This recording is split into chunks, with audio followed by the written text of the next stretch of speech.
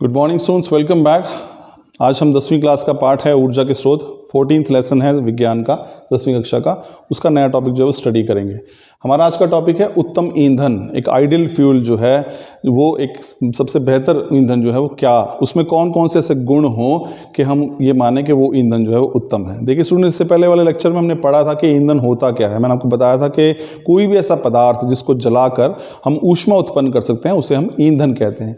तो उत्तम ईंधन की बात करें, अब कोई ईंधन हमारे लिए उत्तम किस प्रकार से है, उसमें कौन कौन से ऐसे गुण होंगे, उस ईंधन के कौन कौन से लक्षण हैं जो उसे एक उत्तम ईंधन बनाएंगे। तो उत्तम ईंधन की क्या विशेषताएं हैं, आइए वही जानने का प्रयास करते हैं। तो देखिए, उत्तम ईंधन किसे कहेंगे? ऐसा ईंधन जिसका ऊष्मीय मान या कैलोरी मान अधिक होगा या होना चाहिए।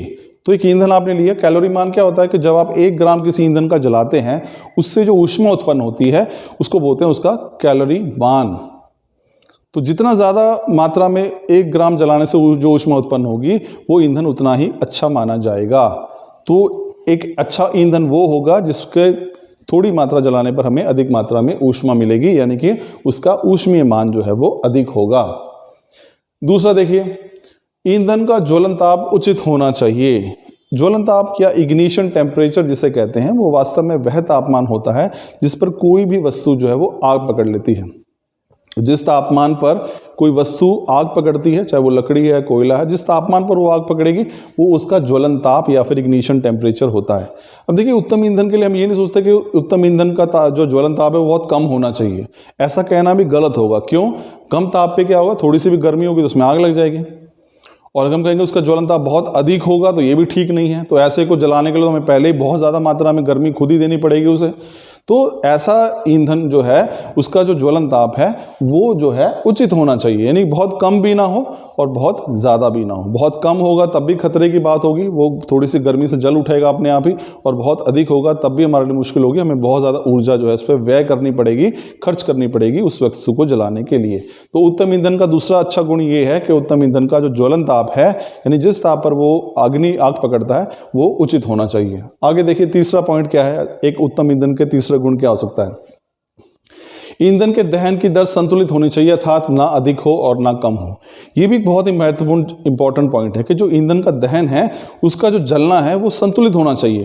ध्यान रखिए, कुछ ईंधन ऐसे हैं जिनका ऊष्मीय मान तो बहुत अधिक है लेकिन वो जलते धमाके के साथ हैं, या बड़ी जल्दी उनका इग्निशन जो हो जाता है। तो वो इससे हाइड्रोजन की हम बात करूं, हाइड्रोजन एक अच्छा ईंधन साबित हो सकता है लेकिन उसका ऊष्मीय मान भी बहुत अधिक है। लेकिन परेशानी क्या है कि जब आप उसे जलाते हैं वो धमाके के साथ जलती है, तो ये एक जो है कमी बन जाती है। तो उसका जो दहन की जो दर है वो एकदम से भी ना जले और इतना धीमा भी ना हो कि हमें ऊष्मा बहुत देरी से प्राप्त हो। तो दोनों, उसकी जो दहन की जो दर है, जो रेट है उसके जलने का जो दर है वो भी संतुलित होना चाहिए।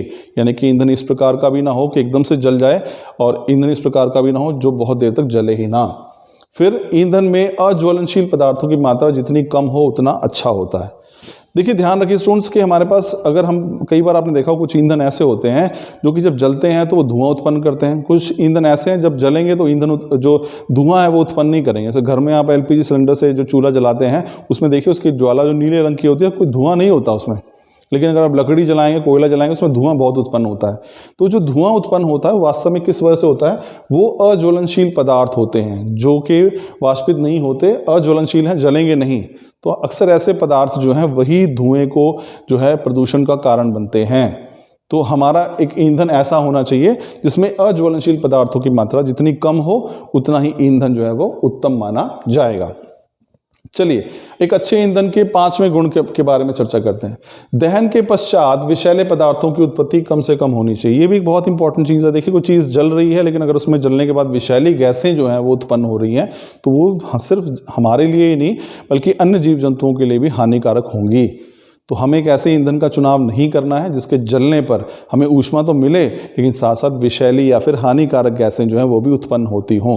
तो हमारा ईंधन ऐसा हो जिसके जलने पर विषैले पदार्थों की या विषैली गैसों की उत्पत्ति नहीं होनी चाहिए। छठा गुण क्या होना चाहिए एक अच्छे ईंधन का, वो देखिए, ईंधन की उपलब्धता पर्याप्त तथा सुलभ होनी चाहिए। ये भी बहुत इंपॉर्टेंट है। अच्छा ईंधन तब मानेंगे अगर वो बड़ी सुगमता से हमारे पास उपलब्ध हो। तो अगर जो आसानी से उपलब्ध हो रहा है वो अच्छा ईंधन माना जाएगा। ईंधन कम मूल्य पर प्राप्त हो सके, ये भी बहुत इंपॉर्टेंट है। अगर अच्छा ईंधन है, उसका कैलोरी मान भी अधिक है, उसमें विषैली गैसें भी नहीं उसमें होती हैं, उसका परिवहन भी आसान है, सब कुछ आसान है, लेकिन वो महंगा बहुत है, तो वो अच्छा ईंधन कैसे हुआ? तो इसलिए ये भी एक इंपॉर्टेंट पॉइंट है कि ईंधन जो है वो हमें कम मूल्य पर प्राप्त होना चाहिए, यानी कि वो इकोनॉमिकल हो, वो हर एक की पहुंच में हो, उसकी कीमत कम होनी चाहिए। 8वां देखिए, ईंधन का आसानी से भंडारण तथा परिवहन भी जो है वो सुरक्षित होना चाहिए। तो ईंधन इस प्रकार का हो कि उसका परिवहन एक स्थान से दूसरे स्थान पर ले जाना भी उसको सरल हो और उसका भंडारण जो है वो भी आसान हो और सुरक्षित हो। ऐसा ना हो कि आपने उसको भंडारित कर लिया लेकिन उसको वो सुरक्षित ना हो।